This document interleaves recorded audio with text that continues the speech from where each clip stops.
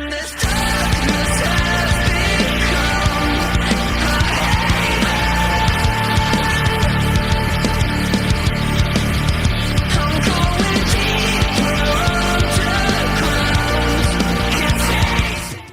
this is Luke Olson from Ghost Galaxy, and you're listening to Archon's Corner. All right, what's going on, everybody? I am the one, the only, the WOOKIE, joined by the normal cast of misfits this week. We got Big Z.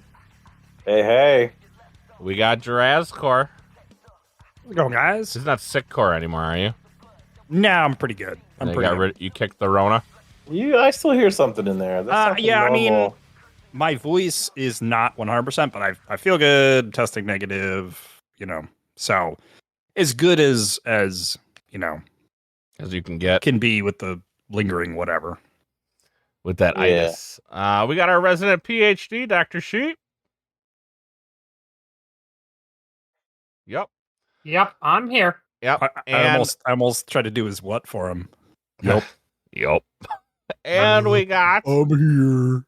Our number 2 place finisher in Minnesota, Ewok Jr. Hello, Keyforge community. Oh, it is so good to be here with my family. So it was a good week. It turns out that 200 didn't banish Ewok from the top 8. They actually put him in it. It was actually the first time that I won 3 games in a row. So thank you, Sheep. And then I went 4-0. Welcome. And it was a very good time. Cards, honestly, I heard this podcast said draw better. Cards did fall very, very well for me. So, yeah. Well, it's good when most of them are all heaters. It's word on the street. I've heard it before. Brobnar. Brob can. Anyways, let's talk a little bit about the Minnesota Vault Tour. Most of you went. 3 out of the 5 went. Ewok, Z, and Dr. Sheep all went. How did it go, boys? I did poorly. Yeah, you did. Thank you. I think Sheep went 2-2. Along with JR, I also went undefeated on day 1 and immediately lost in top 8. I lost on turn 4 to double Martian Generosity Key Abduction in Archon. It was good. I played through all 4 of my glorious turns in my head quite a bit. There's absolutely zero I could have done or did differently in that game. I believe that was on stream too, if I'm not mistaken. It was not on stream. It would have been real quick. It would have been a whole 10 minutes maybe. I was busy, so I was in and out of the stream. So we probably shuffled our decks longer than the game was. But there's zero agency in that game for sure. Right. At least on my end. So go double Martian Generosity Key Abduction. It's good. JR, why don't you give me some recaps from your recaps from Minnesota? So the first bit was we came in hot and heavy on Friday. Sheep was driving the Sheepmobile, and we came in just in time to be able to play sealed. So we almost didn't get there, but Sheep, you did some good driving. Traffic held out enough, and we played some standard sealed. I played my deck. I grabbed the deck and I played it.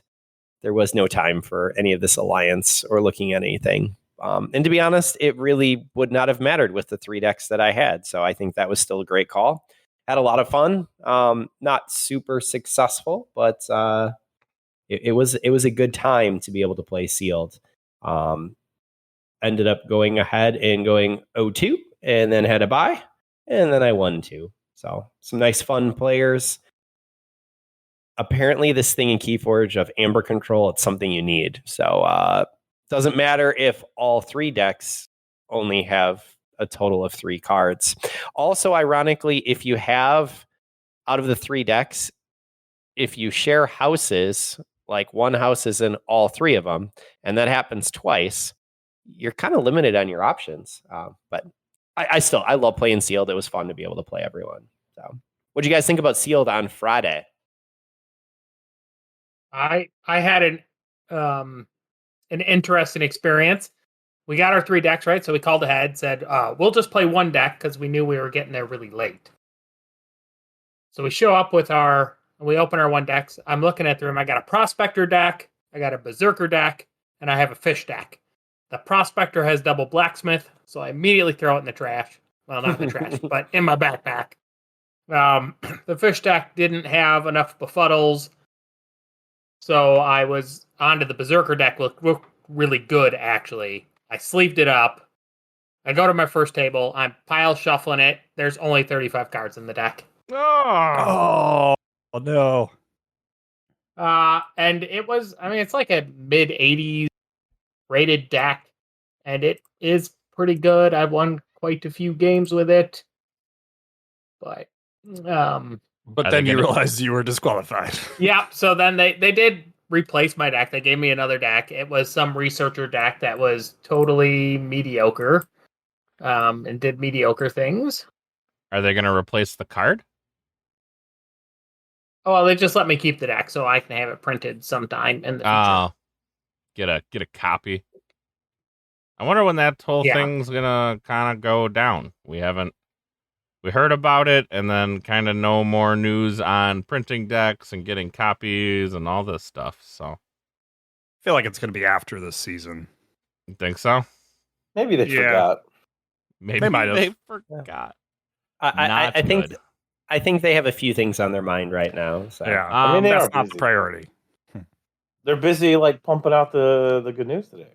Yeah. There So you go. who is our Unchained champion this time around? Ooh. Okay. So that was the other highlight. Is I was your Unchained champion. That's a sweet surprise. Nice. So we kept it in the AC family, and We have let me- all of the AC champion, or I was gonna all say, of let the me- on-chain championships. Let me get this Nice. straight. So Big Z won the Unchained championship at KFC. With 25 wins, by the way. Wow. Dr. Sheep won at Philly. Who won at Philly? No, I won at Philly There was with none. there was no Unchained. Oh, event. that's right. That's yeah, right. The not pallet Philly. didn't show up.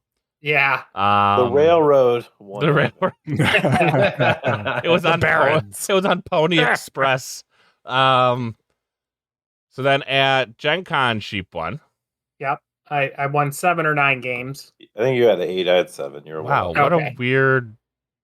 So it went from 25 to 7. Okay, and Ewok, how many did you win to become the Unchained champion? 2. 2. Wait, what? Wait, what? wait. Okay. What, did everybody just concede, or it didn't really fire? There was There was only 2 of them. both sealed pods firing. That's what Okay. everybody's playing. Nobody. A nobody lot of really, sealed pods you know, fired. Yeah. was that excited for Interesting. Unchained. It's So weird. they did a much better job at, they had the Keyforge Adventures, kind of the fast track. You had the sealed pods that were firing. They fired Shredder. What? So It's almost like it's a legit format or something. Like officially? Yeah, big thank you to Bridger, who provided most of the Shredder decks for this event. There was It was at least great. one low deck shredded. I saw it in the picture. There were 2 WoW decks shredded. Nice. Both decks I opened at the event and said, I want these decks. and I we know that need a Vault Master Shredder. I am down. I already have my deck picked out. I know that there was a lot of hate for the Shredder post, and a lot of people don't understand. And for anyone who wants to be able to pick up WoW decks that are Shredder worthy, again, please reach out. I know a number of individuals who would love to ship them away because they mean Just nothing. Save them I mean, from the they're, Shredder bin. Buy them before we can shred them. but that's the honest truth is when you can't sell them, they're pointless. And I understand the whole plight of like, I don't even have my regular decks. Like, if you would enjoy buying all of my junk decks from me that are low, I will more than be happy to sell them to you at a reasonable cost. Until that point, Shredder God's got to shred. That's all I know. So with all of those events, honestly, I opened up and I played in games. I want to say both of them ended up playing Saturday morning while we waited. And then after I finished round one, I ended up facing Corey Hater. So that's our AC Hater's dad in round one. And he jumped out to an earlier lead, got first key, but then the game was pretty much over. We had lots of time. So we were able to play our game, and then we were able to play an Unchained game. And those were the 2 games. Now, there was someone else who had 2 games, but I won both of mine. And so that was the main difference. Honestly, I thought I was nowhere even close to it, and I was completely shocked when they announced that I was the winner there. But that is So that is you're what it is. telling me, I've learned 2 things from what you've just told me. Number one, it's almost like Sealed is like this super viable tournament format. Yeah, it's almost like people really It's like almost like it and people enjoy it, wanna- and people play it. Want to play Sealed, like in a high stakes tournament format. Number 2, I don't know if the high stakes yeah. is important. people I think want to people just wanna play Sealed. Sealed in a high level format. I wouldn't call what they're doing a high level. All we can state is that people like playing Sealed. That is And what they we can. and they will Yes. come out for Sealed. Yes, I agree with that statement. Okay. There you go. That's number 1. Number 2, Unchained isn't going so hot. Is it not Unchained enough? I've always felt that. Well, so the thing about Unchained, in my opinion, is that Unchained at Keyforge Celebration was brand new. It was something that was exciting. It was something that people look forward to, and frankly, the prizes were really good for it. That there were actual prizes in something substantial. Hey, what'd you get for being KFC. first, JR? Actually, I thought that for being first, it was not bad. There was a mat. They had their Vault Tour mats, and then I got an Unchained deck. But Was it the mat you could buy? It Or was like a different one. It was the mat I could buy, yes. Okay. But I mean, if you look, we had a good friend who had gone 5-0 in the Sealed tournament on Friday, and they got a WoW deck too. So I know that is something right now that whether it's products or something else that's in the way, we just got to be able to. We got to get something more. I do think they did a lot better job of advertising all of the things that you could do at the event. Josh stood up. He told you exactly what was where. Told you what events were going on when. To the point of like, this is the day to do this. All that. It was very, very clear as far as what you could do. And there was plenty to do. I did hear a lot of grumbling, some much less pleasant than JR is presenting it here, about like what the prizes are for said events, especially like what you got for being the EXO person on Sealed, that kind of thing. So hopefully in the future we will see unique pricing once they get them. I understand that probably won't be till 2024 once they start like printing like GG starts printing their own custom pricing. But like for the time being, it would be cool to like instead of just a WoW deck, maybe you get a Vault Master's deck, like something that is limited in some function that is still the same cost to company, because it still costs them the same amount as anything else to any other deck to make a Vault Master deck. So that would be a cooler prize, and people I think would like. I went 2-1 in the Sealed event you're referencing, and I asked the staff like, what would happen if I won all the rest of my games? And they said the best I could hope for is a single Sealed deck, and I decided to drop to do other things. If that single Sealed deck was a Vault Master, I would have continued to play in the event. So I would have felt that that's something cool. I could walk away with an extra Vault Master deck that I could then go play in Shredder. Yeah, I hear that, Z. In my opinion, you really got to be. Here's your Sealed. It's very low stakes. We're enjoying ourselves, and we don't want it super cutthroat. But there should be, if you have 2 5-0s, here's your box. You get 6, you get 6. I mean, frankly, here's a box each. I don't think that that's unreasonable. It's cost the company something, but the pricing has to be somewhat enticing for people to spend the amount of money that they're spending to come out. The Vault Tour is not a cheap experience, from entrance to hotel stay to driving time and gas to food. It's just, in my opinion, we need to make that more worthwhile for individuals. And not everyone is prize oriented. I understand that. I'm not like 100% prize oriented myself, and I know Dan's not. But when it comes down to it, there is an area of our play group that is that way. So like X-Ray himself was saying, like, you know, that was a big downer for him, that the fact that there's like not more things to actively play for in these events outside of the main, because, you know, he's been kind of crushed there. Yeah, I mean, because the big thing is, right, like, there are going to be people that go 0-2 and scrub out, right? Like, you're going to have that. You're going to have people who go 1-2, 2-2, and they're looking for other things to do, right? But and that's where I'm saying I think they're doing good at. Like, there are things to do, right? But, like, for the people that need you more also than just want the thing to do, they need a prize. You want something to, I don't know, commemorate, celebrate, whatever you want to call it.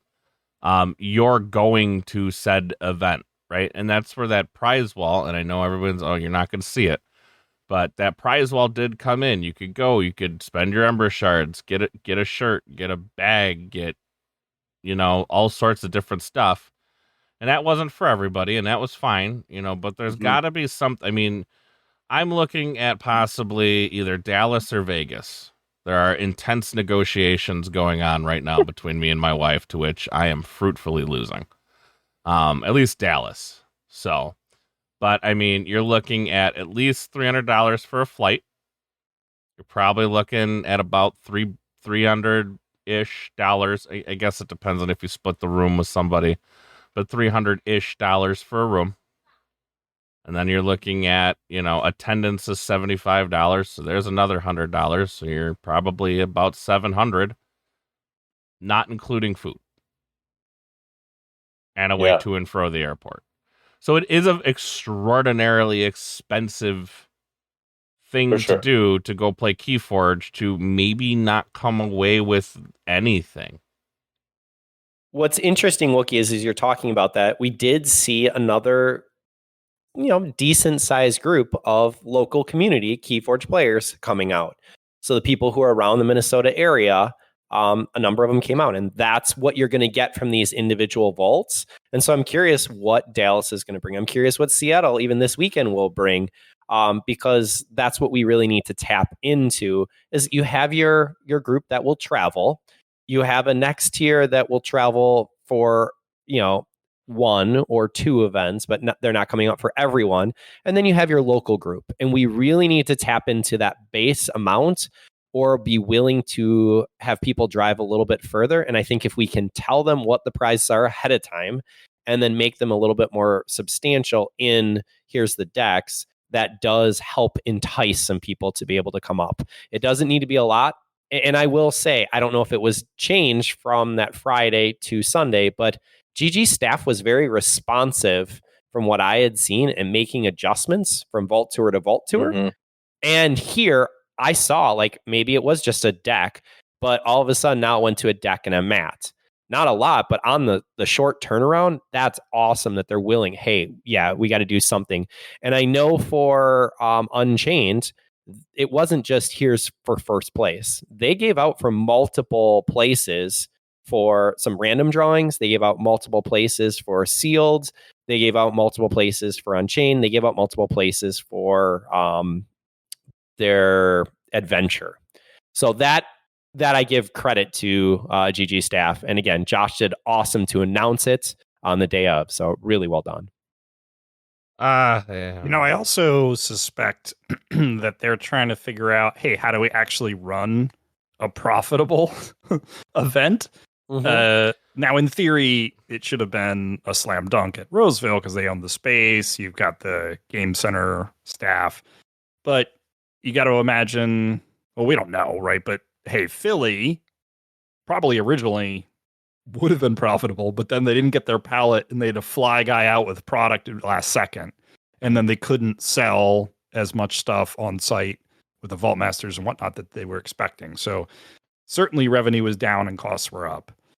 Then Gen Con, I mean, just the craziness with Gen Con. I doubt they made money Does at any Gen tournament Con. structure run a profit at Gen Con? I don't know. No. I Probably can't. I not. can't imagine. I mean, with what Gen Maybe Con's what Arthur asking, does, the way Arthur does it, that's probably it though. maybe. But it's like I just with I don't know what Gen Con is charging, but I have to imagine what they're charging, and It's substantial. right? And I just don't think. I think the hope of Gen Con is to honestly break even, because I don't think anybody makes money at Gen Con. So the thing that I see booths and is stuff, but for tournaments, I think. Well, I'm saying It's tournaments. Like, if you're not there actively selling product, I don't know if you make it, like, the tournament wise, if you make money. I'm sure. I know there's plenty of booths that make money, but So the thing about Gen Con is that you want to look at it as an investment for marketing. And we in Keyforge need to invest in the marketing. We have a very small niche group that's right now into Keyforge. How do we be able to get out to other gamers, to board gamers, to card gamers, to people who might be potential Keyforge gamers? How do we get out to stores, frankly, right now to let them know that this game is actually alive? I know that's an odd statement, but Well- when I have game owners saying, I didn't know that this is alive, we have to put it into marketing. well, that's our And game so owner. that's something. And let's get into. We're gonna go into the new Gamefound announcement here in a minute, but look at some of the comments in there. Game owners don't want to touch this game. How do we win them? How do you win those game owners back? I mean, literally, there was multiple comments was saying my game store will not touch this game, and they see it as a risk. Like, the word risk was I used think- multiple times. Yeah, I do think Gen Con is one of those avenues, right? Get people talking about it, right? Like that. Get people playing it. Get people being interested, right? Like, so I do think that's the right move, right? Even if it doesn't itself make money. Are there a Like you lot said, of it's game marketing. store owners going to Gen Con? No, it's not about Gen. A It's not lot about of game them. store owners go to Gen Con. Do they? Okay. Well, that was a it's legitimate sure. question. But I guess I don't know, numerically or whatever, but I'm imagining there's some of that, but I'm imagining it's like, how many folks can you get to go back to the store and say, hey, I played this cool game at Gen Con. Like, can we play that here? Because here's my deal, and I guess let's get right into it, because we have another Gamefound campaign. I don't think it's any Heck secret. yeah. We're gonna talk about it. There's another Gamefound campaign for Grim Reminders. Z is excited for another Gamefound campaign. Not 100. I think Z is more excited for another set than he is for another Gamefound I'm campaign. always excited to spend my money on Keyforge. That's right. Let's go. There you go. That's There you right. go. However, there are many people who are very unexcited. And another Gamefound I campaign. don't think there's people unexcited spending money. No, but that's a weird statement, but there are very many people who are not happy to see another Gamefound campaign because, I mean, Because they're not in the United States.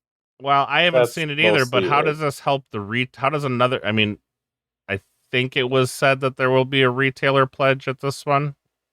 There was. Yeah, So hopefully you're retailer able to get some pledge people on board with doesn't- that. retailer pledge doesn't mean enough, right? It could be phoned in, or it could be amazing. Just saying it's going to be there, because there's a lot of games where the retailer pledge has just been like, you can buy 5 or 6, and then one of the 3 promos we give, like the baseline promo, like the people who are spending just enough to get the game through the Kickstarter, get this promo card. Well, guess what? You can get 4 boxes with that promo card. Yay. Oh. That's kind of my thing too. Like, I mean, we can't get number one. We're already. I mean, I get their frustration with this new Gamefound campaign, because my assumption in releasing a new Gamefound campaign was, let's face it, Asmodee, right? Asmodee, I at least from my point of view, isn't the greatest, right? Like, me and JR talked to our local place that we play all the time in, and just didn't. Oh, I thought that was dead. Didn't even know it was a thing. Like, had no clue. And like, this is the person that's probably talking to the Asmodee rep. So that means the Asmodee reps aren't pushing it, right? Why? I don't know why everybody thinks Asmodee reps would be pushing it. Their catalog is like 10,000 games deep. I'm not saying they got to be pushing it, but like, I But don't know. you gotta- I get the you Asmodee. gotta- I get the Asmodee little things, and I've yet to see anything from Keyforge. But I don't know why you think like Asmodee has some great responsibility to be pushing. Never Keyforge. said that, but that's like, Ghost Galaxy. obviously, Asmodee is not checking the box that they need them to check. I mean, how many? They're a distributor in this relationship, right? How many Correct. distributors are really like hard pushing particular games? Asmodee does it weird. I mean, I get the things from Asmodee, and the only thing I ever get from our seller's account for AC is new product. Like, right. And have you like ever on any of those new flyers ever period, seen like this Keyforge? is no, I have not. Right. Not in the entire time GG has purchased or whatnot. Back in the day, we did get the things from Asmodee when FFG was releasing new expansions. I've got nothing from them in our account for what? For anything about WoW this entire time. Like, right. Like even on the like not through our Archon's Corner account, but like at the store level, like my guy had to like convince the person that WoW existed in order to purchase it. Oh, Like, Right. like it was a big hassle for a platinum level store in Houston to get product in the store ordered because the rep initially didn't even know what we were freaking talking about. And that's kind of my point. Like, okay, I understand where you're coming from, Sheep. It's not the Asmodee rep to push a certain product, but like, there are still stores that are like, oh, Keyforge is back? What? Who knew? Yeah, and they because didn't their know. reps might not even know, And or even care, upon or asking whatever. them, they're like, I don't know. But you're putting the blame on the wrong place. Who am I to blame? I'm not blaming anyone. I'm just saying that's the experience. This is Ghost Galaxy's game. It is their responsibility to market it, or pay Asmodee to market it, or whatever they have to do, right? Okay. But just there are. I mean, you really got to look at how much Asmodee's distribution agreement is. It's ridiculous and huge, and you can't expect Asmodee to do stuff for Ghost Galaxy just because they're carrying it, right? Like, it's a small drop in their really big bucket, especially when you start considering like how much of or how little we're seeing move. At least personally, like how little we're seeing move. Like, what do they care at all? Yeah, I agree. But let's get into a little bit of it. Some of the things that we've seen thus far from it. We got the base page, and then so there's going to be 240 new cards in Grim Reminder, Haunted and Scrap Effects, which we knew about. New bonus, discard bonus icon, and then the thing that perked my interest was the rare Revenant characters. Anybody know anything about this? Exactly what you have read. That him Perfect. or what? What's the Duma preview card? Oh, is that The a one that, Revenant like, character? Him to Duma. No, Constantly no, returns or something? Duma Resurrected or something Duma like the that? Returned. The Returned. Yeah, yep. Duma the Returned is probably what a Revenant is. Got the Oh. fancy border. The little Yeah. ghost effect thing. Has a play Yeah. from discard pile effect. So I don't know if that has to do with Revenants, but the whole like effect going on there, I think, is the idea. So yeah. for all of our friends, following along in Radio Land here, Go according to the Gamefound campaign under Revenants, it says in some rare Keyforge Grim Reminders decks, players may come upon the Revenants, spectral clones of famous characters from the Crucible that have returned from the Beyond. So hearing that, I'm seeing ghost forms of famous characters coming back, which is super cool, honestly, from what's there. And now I'm like, okay, what famous characters Was from the Ghost Crucible Form am I a going to see? character? But it has Oh, to be that's a one good that like question. died or something, right? If you're talking Yeah. about the story, you know who should be a revenant. See if Sorry, anyone in the later. cast knows who I'm talking about. Do any of you know who Flurp is? Flurp. Eh. That's not Flurp? the Saurian leader, is it? Flurp, FLERP. Oh! Wait, is that the guy that gets crushed by the 5 power Yes! Saurian If card? you read the yeah. flavor text on Stomp, it says Stomp, it's got yeah. the little goblin down there about to die. Has anyone seen Flurp? Oh, Flurp? that would be great. Flurp needs to be a revenant so bad. That would be awesome. I actually There he is. have. Oh, I'm look at pretty him. sure I He's have got a like that- stomp. Yeah, Here he's like a little somewhere. goblin dude, so Nope, he can I be don't. like, well, I mean, I guess like he could be like a Brobnar Revenant or whatever if that's in the set or whatever. But like, that would be a really, really cool Revenant. I have no idea what it would do because all we know about Flurp was he got stomped on.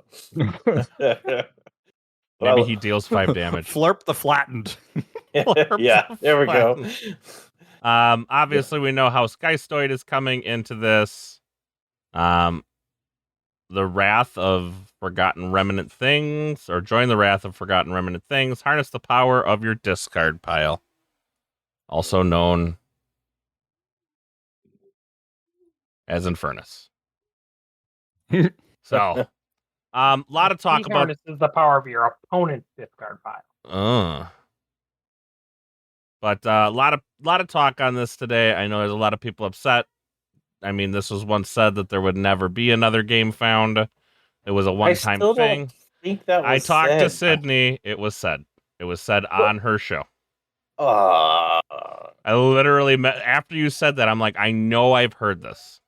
And I talked to Sydney, and she's like, yes, it was said on my show that WoW was supposed to be a one-time Gamefound thing to get it back rolling, and then there wouldn't be any more Gamefounds after that. I mean, so many companies are going to Gamefound and Kickstarter, right? Like, there's a reason. Like, it seems like it must Direct be a to good consumer, deal. honestly, is Yeah. GG's best. I mean, Direct to like consumer, like we just upfront said, cash. Asmodee is doing GG no favors. So I mean, I can agree with that. it would make more sense for them to do a direct to consumer style of things where it is a Gamefound.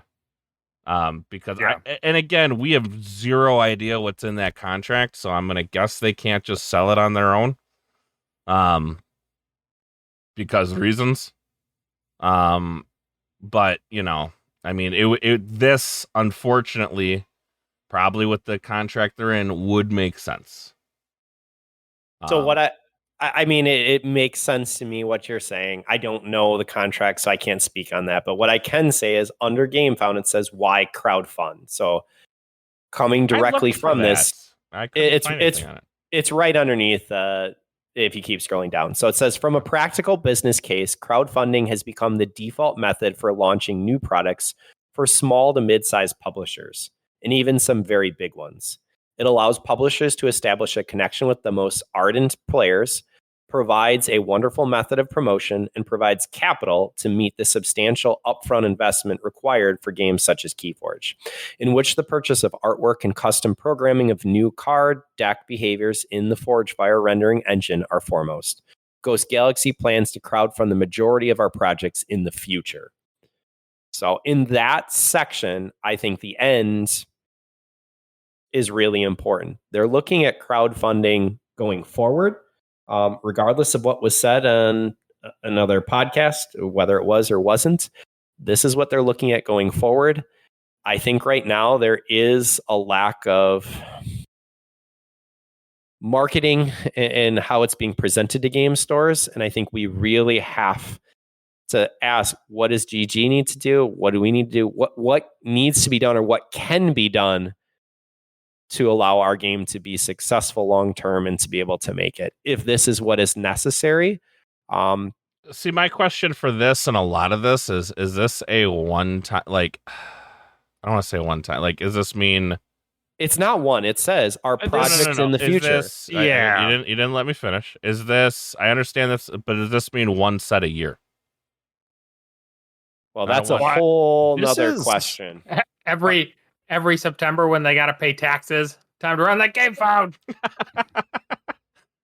I understand the small to mid-sized publishers. I think that it tells you what your demand is. And don't we already know, like, if they're game founding in the window that they have, it's gonna, like, we'll get the product around, well, us in America, we'll get it here around May, June. well, so that was actually listed below, or is that on top? I was actually English, pretty no. surprised. Are you in the English 'cause language only? I read somewhere 6 to 8 months, and that was further down. There is a section on here, English language only crowdfund campaign. Yes, and I do think that has been voiced that putting in multiple languages was a problem. It really did slow up their ability to translate the cards and then produce or render those decks and then to be able to ship them out. I will say at this point, we did receive another article from GG today, and that did go ahead and talk about where we're at in shipment for Winds of Exchange. So yes, US, Canada, we're good. Completed or in transit. EU, Asia, Australia, rest of the world. Well, okay, so Not great. I mean, it's en route and at local hub. Those are things that are out of GG's control. But hold on, there's a bunch it of, looks like, bad. What's going on? Like, I don't know if X-Ray is still in the chat because my screen's covered. No. But, like, there's still people out there that don't have their correct WoW stuff, and we're talking about another crowdfunding He campaign. got his He got his crowdfunded. I know he got his stuff, but he was missing a bunch of stuff. So I don't. No, he got his missing stuff. I can tell you that my deck and my mat were messed up, and they took care of it very efficiently. I appreciated that. I got it right away, but I do feel for people when, in EU, Asia, Australia, rest of the world, but that's not in GG's hands anymore. I do think that an all English set will make it more efficient, but you're still looking at a substantial amount of time to be able to ship from around the world. And we have a lot of international individuals right now who are just not happy. Right. Well, I don't know. I don't know what to do. It's going to be delayed, but are we ostracizing or keeping people out of this game? If we want to grow the game, I don't want to do that, but it's hard. So I guess I was surprised about the timing of them doing this. I wasn't surprised that they would do this. I wasn't necessarily expecting, but not at all surprised they'd say, hey, Gamefound only takes 5%, and then credit card takes 3% or something. So 8%, but we get all that money up front. Direct to consumer means that we make more than selling it through Asmodee. That's enticing, right? And so if they can get, rid of some of the challenges they had with the languages and, how none of Joker's decks had the wrapping around it and stuff, which, wasn't that huge a deal. But, get rid of some of these issues. And this is, this can be a really good model for them. But yes, we need to figure out how to fit the store piece in. The question that I'm going to ask is, for board games and whatnot, this makes sense. But for a game that is continuing to process and evolve, is it a good business model? I don't know if this makes stores want to jump on and carry because ultimately, if you don't have product, you're not going to run it. That's kind of what we've kind of figured out here. Yeah, it doesn't, right? That's the trade-off. Right. So So this is really weird to me. When I look at, you have some major board game companies that are going ahead and crowdfunding, and it really shows them demand. I see what's listed here, but I think it allows publishers to establish a connection with the most ardent players. I don't think that's the major driving factor. My opinion. Provides a wonderful method of promotion. I don't know if I agree with that. It allows some promotion, but I don't know. Oh, if it's huge. Gamefound and just crowdfunding in general is a huge promotional thing. People get excited about it as long as you do a reasonable job and all that. Like, it definitely drives. I mean, we're people to talking buy about it stuff. today, right now. Like, the major part this of is marketing true. is simply awareness. Like, that's Yeah. goal one. And here we are. Yeah, I mean, I was at my local store tonight, and we were playing Keyforge and having a good time. Somebody brought their Voltmaster deck, which was interesting. Don't tell Joker. Or no, it's JM that's upset. Don't tell JM. They got wrecked, didn't they? No, they actually won. So yeah. I never played them, but what we all feared to happen is happening. Oh, no. The Voltmaster decks. yeah, woo. It looked like Star Alliance logos. Interesting thing with like a disc house that didn't matter because he just never played it because he just played Star Alliance and logos the whole time. Anywho, but yeah, people there were talking about it, like, oh yeah, I'm gonna have to save up money to hit the Grim Reminders crowdfunding campaign. Well, again, this is great because I guess for me, what I've seen is crowdfunding it really peaked, in my opinion, probably 5 years ago, and everybody was going ahead and putting up. And right now, we have the market is so saturated with the amount of games that are coming on Kickstarter, on Gamefound, and you have some independents who are going ahead and being able to raise the capital and the funds needed to be successful and really show what the demand is for a game. But you also have other large game publishers who are using that data to say, hey, this is what we're pushing out. This is the amount that we'll make. We're only going to make a little bit more than that. And I think that the later portion of how many of the game to produce really helps so that you're not overproducing and then being stuck with excess product. And we saw with Keyforge, that was an issue. I can tell you that Coda was definitely underproduced at first. They didn't know what the real demand was. AOA was overproduced. And so that yin-yang kind of flex has an impact on a game, and especially a small company or a mid-range company. They don't have a ton of capital to be throwing around. If they overproduce on a set, that might be just simply the last set for the game. Yeah, but it can also, I mean, Sheep was talking about it just not too long ago. I mean, you're in fear of a severe shortage of WoW. Yeah. So buy now. I mean, I bought a display when I went to my store tonight. I mean, what's the fear there, Sheep? Why would you fear a shortage? I've heard that those who have been buying from Asmodee have got some kind of responses on like, how much more do you think you want? Because they're not sure if they're going to have more. Like, as we're trying to buy more, there isn't necessarily a lot left in distribution. But it's not real clear either, because I don't know if Asmodee can actually search their own inventory. Yeah. I don't trust an Asmodee employee to figure out what they got left? I was like all the DT decks they didn't know they had. Yeah. The store owner by my house, not the guy I work with, but the store owner by my house. I was talking to him, and he was he's like, yeah, so if you go on the retailer portal for Asmodee, you can't actually see if things are in stock. You have to go into the standard consumer portal to see if they're stocked, to then determine if you can buy stuff as a retailer. It is really, really weird. Well, I don't know about you guys, but I think WoW is a phenomenal set. I can definitely tell you, having played it fairly successfully this past weekend, it is something that is completely modifying and reshaping the current meta. We love that. I think it's a lot of fun to play.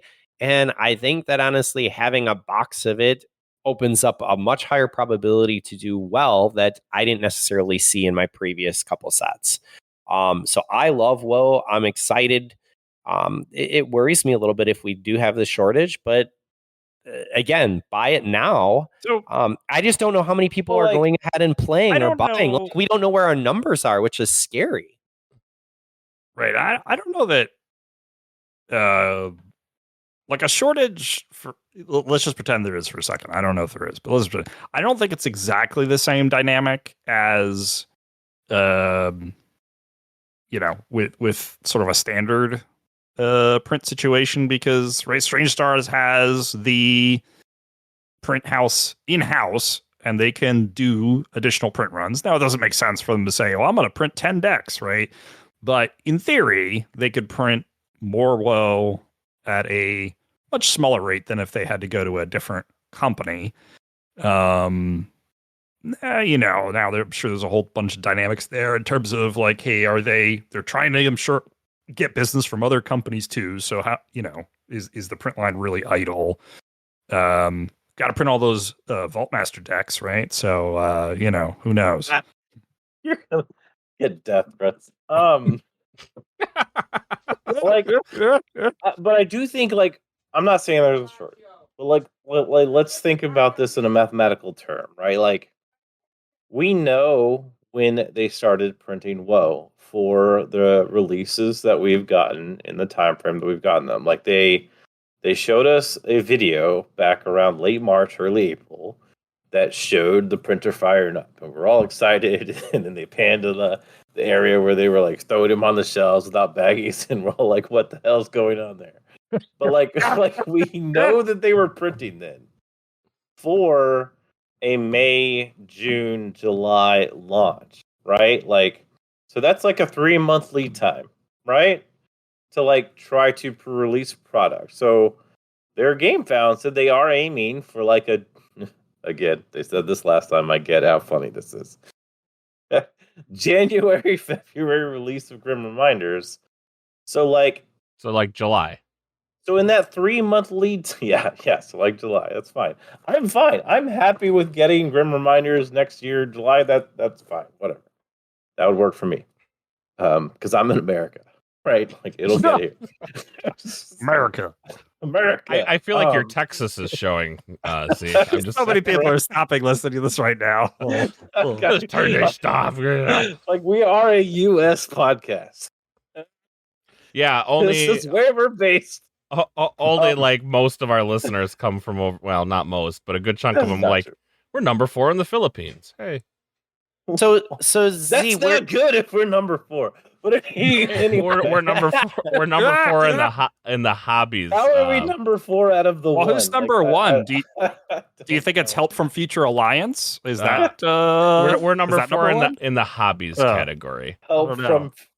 There's no. I don't know if you guys have looked recently on how they rank podcasts. They don't rank them by keyforge. That's not an option.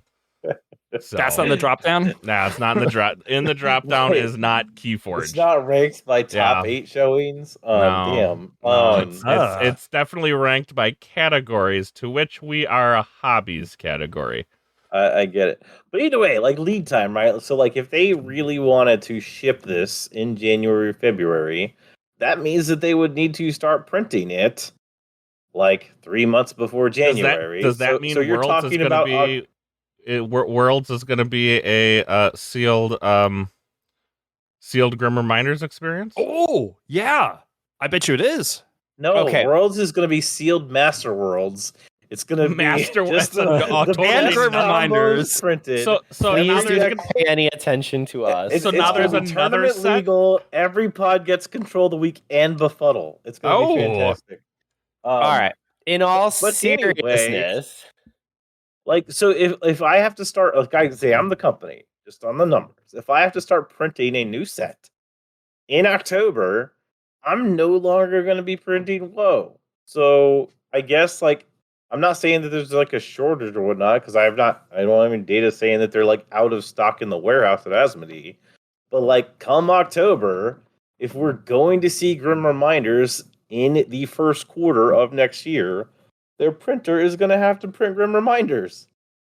So it doesn't matter if the printing's on demand in-house. It will then be assigned to the new task.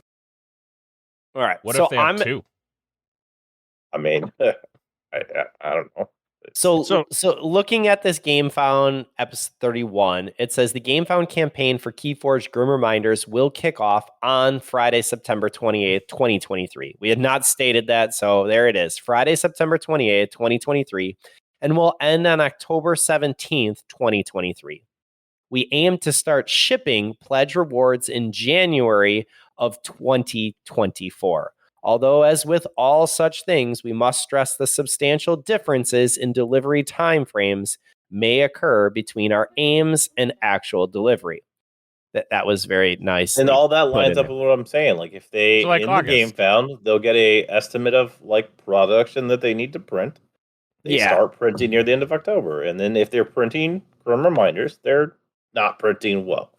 And I agree with that. And I do think you don't want to carry a ton of extra product. But I scrolled further down, campaign to reward delivery time frame. And this was the piece that I was looking at. And it says, as may be gleaned from the above, Keyforge Winds of Exchange allowed for much infrastructure to be built. I do think they struggled with that. You could see on the actual packaging. That caused a lot of issues. And for a smaller company, it's going to be a problem. And so continuing, and for many lessons to be learned, all of which will be a huge benefit in the execution of the Keyforge Grim Reminders campaign. So this is hope. As such, we are bullish on a much faster pledge reward turnaround than the 6 to 8 month gap that occurred between close of the Keyforge Winds of Exchange pledge manager and delivery of its pledge rewards. That, I think, is, past practice is what's hurting us right now. There are individuals, as you could see from above, when we talked about the rest of the world, they're not getting it. They haven't gotten it. It's delayed, and it may not be GG's faults. They have now gone ahead and worked with Games Quest to be able to ship overseas. But nonetheless, it hurts. I mean, honestly, when we were looking at this campaign, that area when I thought we were going to get it in January to what was May, it really sucked the life out of me. I can only imagine for my European Keyforge friends or Asian Keyforge friends, or frankly, anywhere else around the world. I don't know about you guys, but it's the end of August. And still to be waiting another 1 to 2 weeks, September, you're in a solid 8 months that you've waited after thinking that you were going to have a brand new set. I do think they can make it more efficient. I think their infrastructure is there. I like that. But I'm really curious how many people we've already lost. And that's what was coming out on Facebook, on Discord, on like literally any social media, anything talking Keyforge. It was like, I'm done. I'm out. I can't do another one. And if that's our player base who's excited about the game, how are we going to get game stores where they're putting up their own capital to, try and bring in a product and hopefully have gamers be able to get it? But that is also I understand that they're not here. They're not playing it, so they are left out. But like a lot of that is going to the people that don't have like the WoW yet. Like, I mean, a lot of the player base they don't have the WoW like it's a disease.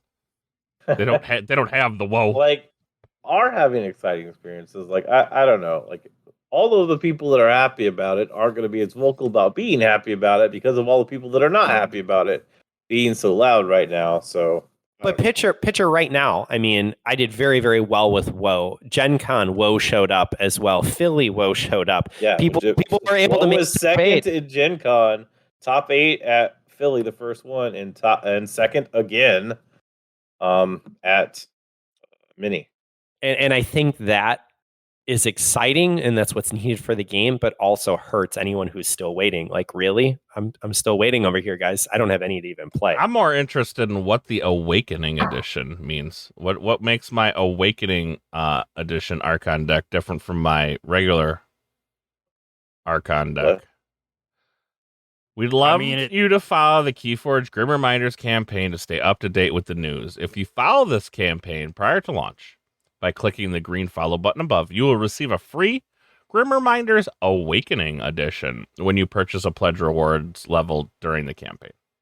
I bet you this is like the savior decks, right? So it's not gold bordered, it's silver or Green. Oh, it's got to be green, right? Whatever color Awakening is. I don't know. What color do you see when you wake up? It's looking blue, and I'm terrified. I am terrified of any Keyforge deck that comes in a blue package. I just hope this set don't suck. Because traditionally, Keyforge decks that come in blue are no bueno. Nah. Well, we had a set called Dark Tidings. Yeah, how well that go? Like kind of an allusion to what was to be next. Like it was Grim Reminders. What color was the Dark Tidings package? Dark blue. Blue. Yeah. And what was the other great set we all like to talk about that came in a blue package? Solid blue. This means nothing. It might mean nothing, but traditionally Keyforge decks that come in blue don't do so hot. Just saying.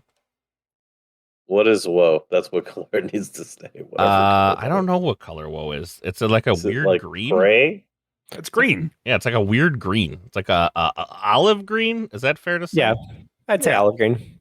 Okay. So what would be your ideal treatment for the Awakening edition? I mean, foil. Just complete hypothesis. Well, you want foil. Okay, there you go. Wookie. What else we got? Add tokens to the deck. I'm talking about the treatment like the I Save Keyforge deck, you goof. All right, you're out of here. I mean, I liked the Savior decks. I thought loved they were cool.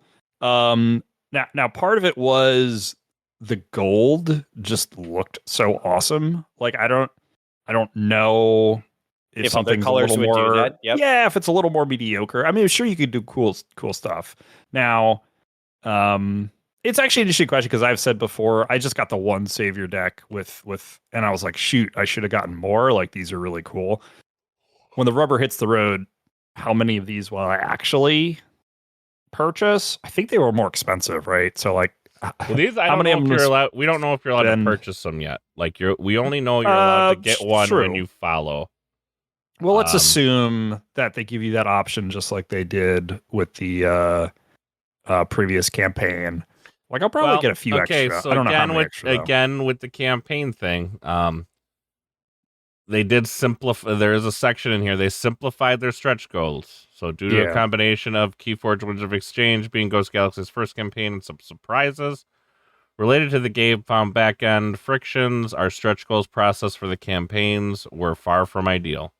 The planned stretch goals for Grim Reminders will be simplified, and delivery of its free stretch goals will not require additional action from the backers. Yeah, so, I think the extra action did require that caused some issues. I think definitely like simplification might not be a bad idea. I think there's a lot of like moving pieces. So simplifying, like maybe that, I mean, that's fine. But like, hey, I can purchase more. Like, I am hoping they're gonna let you spend more money. But right. You know what it is? It's gonna be the stuff like it probably means no name decks, right? Unfortunately, no, that was the one thing I wanted to come back. I know, me too. Deck. I would get so many more. But that's kind of what they're hinting. Certainly the languages, we know that. We need an X-Ray Sucks to take top 8. Yeah, we do. One. We do need Grim Reminders X-Ray Sucks. Absolutely. People didn't buy enough of them. There wasn't enough X-Ray Sucks decks out there. This is true. There's only 4 or 5 in existence.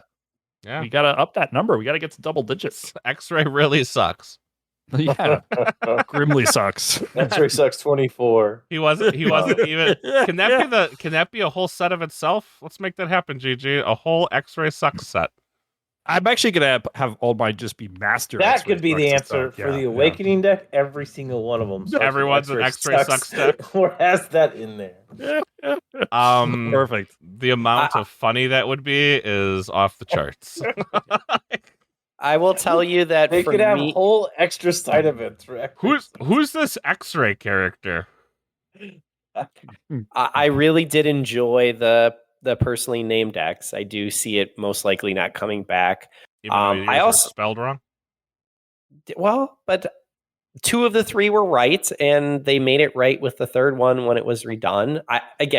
I really enjoyed that aspect, and those decks, even though they're not great, have significant value to me. So I think that was a real big win. I'm on the other end there. I just have they didn't hit it. Like my X-Ray Sucks decks is the only one I actually like, because it says X-Ray Sucks. But like even one of my decks I got is currently a 90 plus prospector deck that's pretty good, but it's still just whatever. No, I actually sleeved all of my named decks, and you guys know how rarely I sleeve decks. And I have them. I like them. I will say I also really enjoyed the I Save Keyforge. I had multiple decks there. I almost picture more of a Ghostbusters green, kind of the outside greenish tint, because I think that it would go really well with Grim Reminders and kind of. You don't think it's going to be purple smoke? Purple smoke. Actually, purple smoke would be pretty cool too. But both of those are exciting to me because it's just another Gamefound where we pay a bunch of money so we can sit here and wait for decks that we then don't get to go play at stores with again. So it's bad. It's not bad. I agree with that. It's bad. They're making a new set. We're going to get to experience part of that with stretch goals. We'll get product. We'll get the play. So there is a difference in opinion possibly there on what is success, because as we talked before, like 500,000 was their goal. They hit $1 million. 50,000 was their goal. It's not 50,000. Pretty sure their first goal was 50,000. It was 50,000 or we don't print anything. Right. No, well, I don't know if they said their that, realistic hope was like 500,000 is what we heard, and they got $1 million. So successful to some of us means like in-store play, new players being interested in the game. I don't know if that's the success level they're looking for. If this game could pull down $1 million Gamefound, $1 million-ish Gamefound, plus the extra sales around that every year, that might be enough for Keyforge to pay its bills that it has to pay, while they then build towards something else. So there may be a very different scope that people have, because I don't, if it's just gonna be that, I don't know if that makes me happy. I know that doesn't make me happy. See, that's interesting that you said $1 million, because I don't think that we're going to hit half of it. I think if they hit $500,000 here on Grim Reminders, just with how it has impacted the community, especially internationally, I would be shocked. I'm going to say that right now. If 80% are delivered, then that the outside community is only 20%, and it's not as critical as we had maybe thought. Even if it's 20%, that means we don't hit $1 million, though. Yeah, but they just they're like, I mean, we don't know what the rewards are and all that, but I guess there is an interesting question of, for those of us who spent quite a bit. Yeah, I don't think people are going to be going in as much. Oh, we'll am. For sure. We'll see. Let's go. I mean, I'm definitely gonna spend, but like none. They need to, they got me with the name decks. I think the name decks was a huge draw, like a huge draw. Oh, totally. For people to spend, like being able to get decks that either have your name or something of, whatever you want on it. I think that was a big draw for people, and and if we don't see that, I don't know. Like, I don't know. I understand we don't know that they won't be there. We don't know. I think they're going to come back to English for sure, because that does help with the shipping a lot. I would hope look in their comments section. You constantly see this. I haven't even received my WoW, and I mean, obviously these are overseas people, but like I haven't gotten my WoW, and now you want me to fork out more money for another one. But that's just like, again, what I said is, but again, I have upset, so they another one highlighted here, and I actually caught, because I thought this was it kind of summarized a lot of it. So this, I didn't grab the name. I thought I did, but I didn't. But personally, I'm very excited for this. But if may offer some opinion, I think this person thinks we're doing it too soon. WoW is an awesome set, but from my personal experience, haven't had much time in Sun for people to enjoy what they got. I have 5 friends who spent over $200 and still haven't played any of their decks, mainly because LGSs don't want to buy Keyforge. I personally found one game store out of a 50-mile radius who's willing to risk getting it. All other stores in my area will not. They said they used to carry it. They don't want to anymore. And I live in a large city. There are no local organized events, nowhere to purchase it. I really think you should help market your product first before you start a new set. I lost my set. Before you start a new set, because that will affect sales. I can tell you that out of my 5 buddies who spent 200 plus, only 1 or 2 of them will support this next product. Not counting me, of course. Just a thought. Take it or leave it. Either way, I wish you the best of luck. Because this was one of the ones that I found to like not be just like boo. But again, I mean, we point out there are no local organized events. There's nowhere to purchase it. I can't. I spent money to not be able to use the things that I spent money on. So I can't really go ahead, Dres. No, you. So I can't go ahead and really argue against that. I do think that we desperately need community involvement in stores. What I will say is I have seen tremendous growth already because of Josh. Jeremy was just straight up overworked, both doing marketing and OP, and you can't do that. I think Josh, his presence at Minnesota was really, really like he was brand new at Philly, and we saw him, but still like, had that new OP smell. He did have that new OP smell, but I'm going to tell you that what I saw at Minnesota was him feeling. I don't know. He just seemed more in control, more aware of what he needed to be doing, and he did a phenomenal job. Yeah, like a month under his belt. He's got this. But maybe it's just my belief there. I think that we build to 2024, and I have more confidence in separate employees being able to work on marketing, being able to work on OP. And I do think that Josh can take us in the right direction to be able to continue to grow this game on our organized play system. That we do need something. They're working on it, but I have to say he's doing a great job so far. So I want to continue to encourage that we're going to get good things going forward. But this all takes time too. It's not that we can just turn over from one event to another. I'm looking for my shill button. I don't have one here. Yep, scope too small. Well, I mean, I haven't had the opportunity to talk to him besides for our canoodlings on Discord. I like him because he's a wrestling fan. Go Josh. He's quickly climbing the rankings. I used to like him. You used to like him? Wrestling. We're gonna call you Sheep Junior. Yep. Sorry, Josh. I used to like you too, but wrestling fan I'm out now. Yeah. I don't understand everybody's so anger against wrestling. It's fantastic. Yeah, no comment. What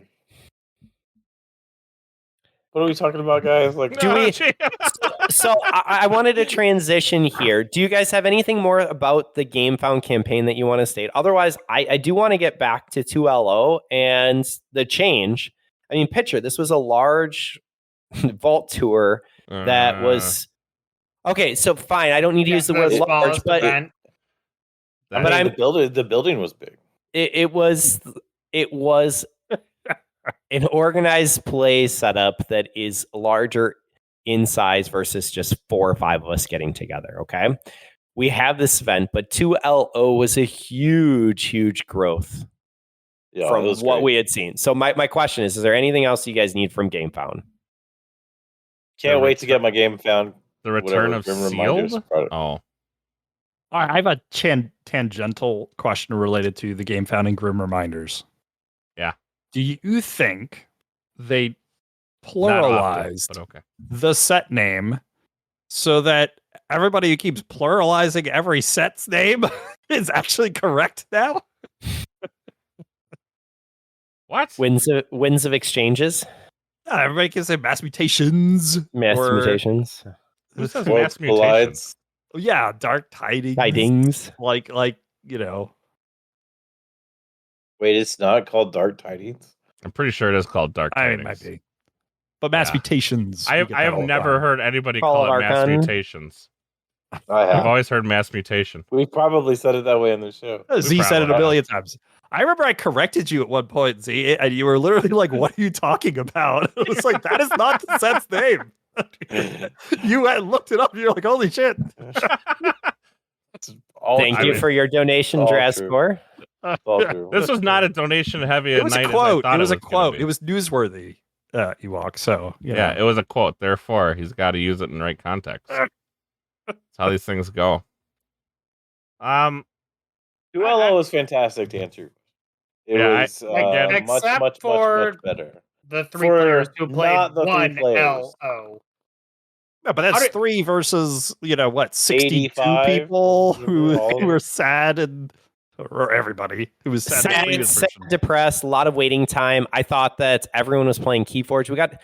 Frankly, we got to go to dinner. I mean, we got to be able to hang out. And yeah, you guys were done like what? I mean, day one was done at like I don't even know what I was. It was kind of 4 or something. Yeah, 4 I was something. like popping back and forth, and I was like, oh, they're done already. Like, I know this wasn't like the largest turnout that ever was, but I was still shocked. I was like, I what think time a is it? healthy size turnout still would have finished at 5:00. Actually, Yeah, they'll have at least one more round in a big. You're probably right.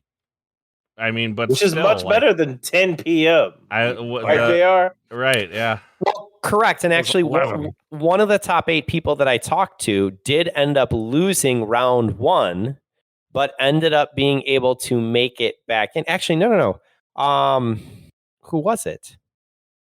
There was someone that lost to Devin in round 1, ended up making top 8, just based on their strength of schedule and their deck. So it was nice to see top performing decks being able to consistently play, everyone play, and we were able to go ahead and go through the games in a timely manner. I know it was discussed earlier that there were 3 individuals with a 1 loss and out. I'm just going to put the recommendation that for those couple individuals that are impacted, have one final play-in game. That's one all. Game. No, I mean it's not even lose one less game. Oh gosh! And people say I'm a jerk. I think the constant thing to say. Yes. Okay, podcast is basically like live in America and never lose. Right. That's how to do it, guys. No idea why the rest of the world hates us, guys. Absolutely no idea here. Nope. So my recommendation is not that complex. We had essentially 9 individuals who are left for Archon. In that case, have the final 2 slots, 8 and 9, have a playoff game. The winner gets to take that 8th slot. Nice, easy enough. Sounds real familiar. I mean, I'm sure we've said it, we've heard it somewhere, but I think it takes away the 3 feel bads that are there. And there was some feel bad moments, but overall, people are not waiting. People were not in this delayed slump.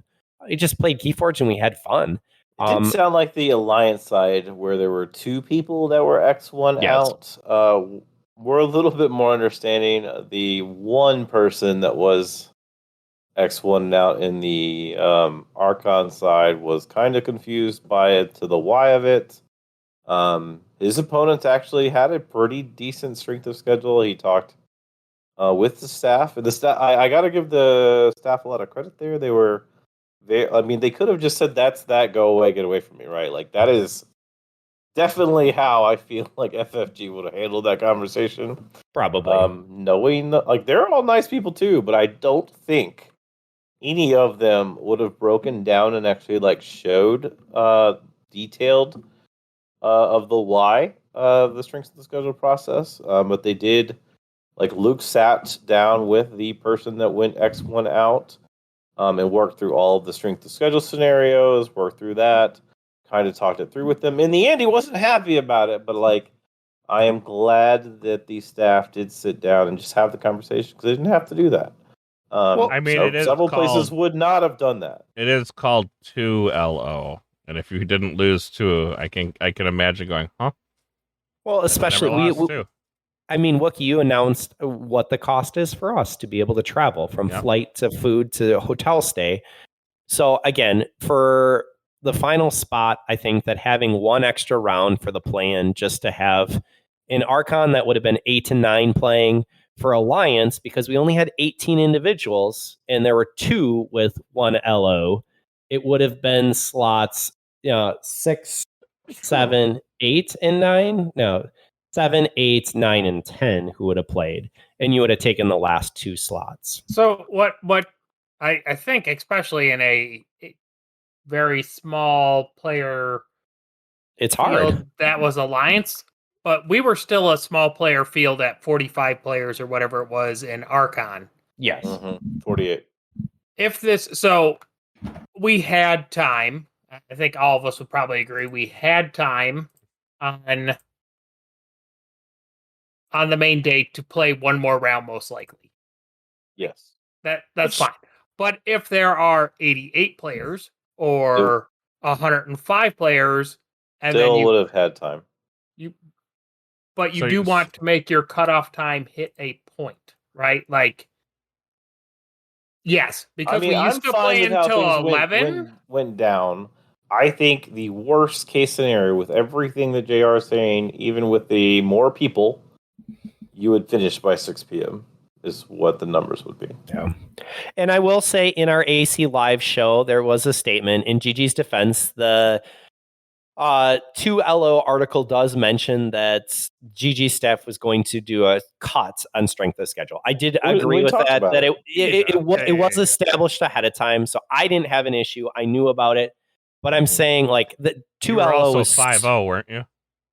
well, technically I was 4-0 and then I get the bye for round Right. 5. But I mean, I understood that article. I understood what was happening, but it's also easy enough to add in the one final round for both of those. And you're having 3 games to determine. It just takes a little bit of feel bad. So I like that method. But even in this state, I think 2LO is exponentially better Yes. than what we were previously going under. Definitely. Yeah, Agree to that. it seemed like and you know, I was following stuff on the Discords and people seemed pretty excited about the situation. So I mean, it just I was popping it on the stream where I could. Seemed like it went over fairly well. I understand there was. I mean, I think people understood there's going to be a top cut. I think a play-in. Just add the play-in round, right? What you get out of 6 instead of 4, 5 instead of 4. No, like we would have finished by 4:45, basically 5, instead of 4, and in a larger, more normalized field that we expect to see in the future, you would finish by 6. All right, so 6 still ain't that bad, right? No, I don't 6 think ain't so. that bad. I 6 mean, is that's how pretty we used to all standard. finish, roughly about 5 to 6 in the old format under FFG, pretty regularly. It was standard before the dark times before the or the COVID. hiatus. That was in 35-minute rounds too. Mm-hmm. Yep. I mean, Alrighty. everything was run kind of slow. I think that kind of wraps it up from here. We did not. I know some people want. I know we did talk. We're not going to obviously be able to rank the GG plays this week. We will come. We'll come back to that. Just know Janet's I think number this, 1. I think this last weekend, Josh might have moved up a rank. I don't know if it's over one of the fake employees, but he might have moved up. Something. Well, I definitely didn't jump Janet. So no. Janet's No number jumping 1. Janet. everybody's called playing for second That's here. called harassment. Yeah, you get your ass fired. But we'll do that on another one. Obviously, we're not going to be doing any predictions for Seattle because it's so close. Too quick. Too quick of a turnaround. And then, they're like, hey, we don't want to talk about Seattle. Let's drop some news. So that's the thing that happened. But we will. Well, actually, I do have a question. Mhm. So they just very recently announced 2LO, right? And we had hypothesized that it was too soon to see a bump in folks saying, "Oh yeah, I'll actually come," just because it was so close to the event. Seattle's obviously only a week after. How long do we think before people are like, who are, like, hey, I'm not going to come until Double Limb is out. How long till you think they're like, oh yeah, this was enough lead time, I'm there? Dallas.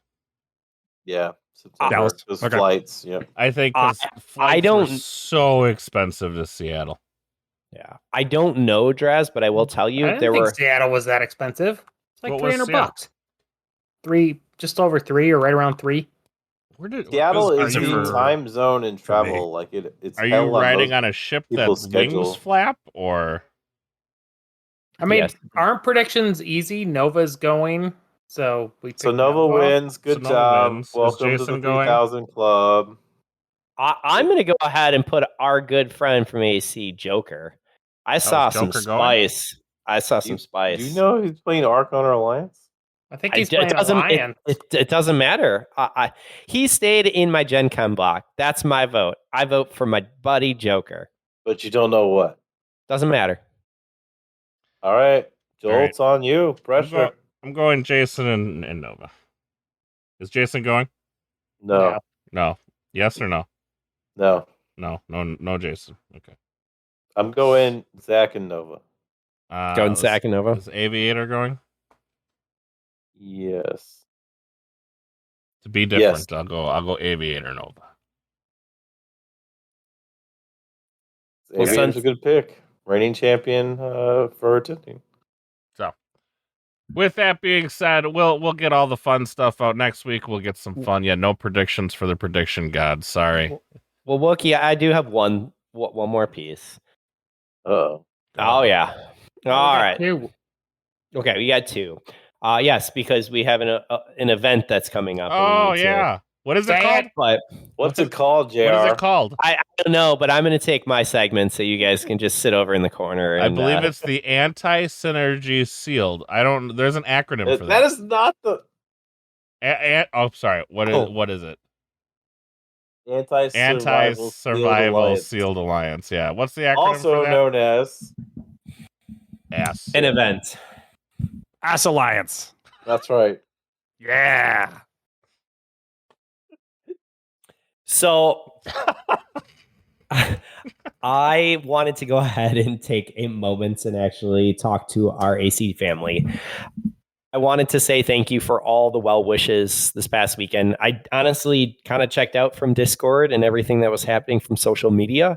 I was trying to remain a little bit focused, but to come back and to see all of the comments, the DMs, messages, it was absolutely amazing. And I am very blessed to be a part of this family. All of the different opponents that I played throughout the weekend, from Corey Hader to JKO 7. Man, I hope that you are enjoying your trip. Sheep, you took me out when we were in the hotel room the night before. I just got luckier when we were on stream. To Ryan, CH, aka Jada, there were some absolutely amazing decks, from that double Martian Generosity and Key Abduction to, honestly, all the decks that I played. I enjoyed our chance to be able to go out and have meals together, to be able to just talk Keyforge, to just come around and talk about this game that we love. That is why the Vault Tour was really special. I could not have asked for more in the outcome. I made Worlds, and I honestly didn't have a lot of confidence in that. And to see the story of June, while I wanted the win, it's absolutely amazing. You may not know, but there was a situation that happened at Philly where she ended up going ahead and oversleeping. And so she was DQ'd because she showed up 5 minutes late. And so part of our conversation that we had was about redemption for her. And I just tried to explain that she's a phenomenal player, very calculating, did a absolutely amazing job, and she played that deck really, really, really well. So I'm very honored to take that second spot. I am looking forward to Worlds and to be able to be at Dallas and in the upcoming Vault Tour that's there. But I'm just really proud to be a part of this Keyforge family. And so this was a very special weekend that will stay with me for a long time. So from all the friends that were along on the journey, thank you for being there. Thanks, Sheep, for driving and for going ahead and and being my partner along the way, look a car for the trip. It was really Sheep special. drove? Guys. Sheep did drive. The sheep Did he hit a was cat? great, though. Did he hit a cat? Honestly, I think that was the difference, is that Sheep drove, and so I didn't have to invest that energy in driving, and I could just focus. No, things came together, and I will tell you that my belief, God was good. There was a light that was put. Things were put forward for me, and I played some good, clean keyforge for the most part. So it was fun. Anybody else? Anything else? Ask Alliance, September Join it. 9th. If we get the right date, that helps.